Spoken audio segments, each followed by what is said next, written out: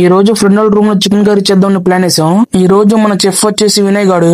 చూద్దాం ఎట్లా చేస్తాడు కర్రీ.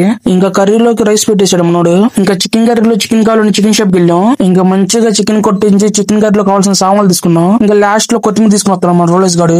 ఇంకా రైస్ బాయిల్డ్ అవడానికి టైం పట్టిద్దని రోలేస్ గాడు పక్కన బాదం ఉప్పు రజనీకాంత్ స్టైల్ లో తిందనుకున్నాడు. కానీ అదే కింద పడిపోయింది. ఇంకా లాస్ట్ కి అన్నం చేయడం అయిపోయింది. ఇంకా చికెన్ ప్రిపరేషన్ స్టార్ట్ చేసాం. ఇంకా తెచ్చిన చికెన్ ని మన రోలేస్ గాడు బాగా మంచిగా కడుగుతున్నాడు. ఇంకా మన చెఫ్ వినయ్ గారు చికెన్ కర్రీ వండడం స్టార్ట్ చేశారు. ఇంకా మొత్తం వాళ్ళే చేశారు, నువ్వేం చేశారంటారు. అందుకని లాస్ట్ లో కొంచెం ఉల్లిపాయలు పచ్చిమిర్చి టమాటా వేసి వండుతున్నా. ఇంకా గంగు కూడా నీటికి కడిగిన చికెన్ వేస్తున్నాడు దాంట్లో. ఇంకా మన గంగుబాయ్ మన చెఫ్ కి చెప్తున్నాడు వాటర్ ఎట్లా పోయాలి చికెన్ కర్రీలో. ఇంకా రోలేజ్ గడు వచ్చి వాళ్ళు ఎందుకు చేసేది నేను కూడా చేస్తాను చికెన్ లో కారం వేస్తున్నాడు. ఇంకా గంగు గడు చెఫ్ వచ్చేదో మసాలా యాడ్ చేస్తున్నాడు దాంట్లో. ఇంకా లాస్ట్ లో కర్రీలో పెరిగి వేస్తున్నారు మన వాళ్ళు. ఇంకా వేడి కర్రీలో సాల్ట్ సరిపోయిందో లేదో రోలేజ్ గడిని చూడమన్నాడు. వాడికి ఏం కాలిపోయింది కింద. ఇంకా లాస్ట్ లో కొత్తిమీర వేసుకోవాలా కర్రీలో. చికెన్ వాసన రాగానే ఫోన్ చూసాడు కూడా చికెన్ తినడానికి వెళ్ళాడు. ఆ తినేరంతా కాలిపోయిందని మర్చిపోయాం.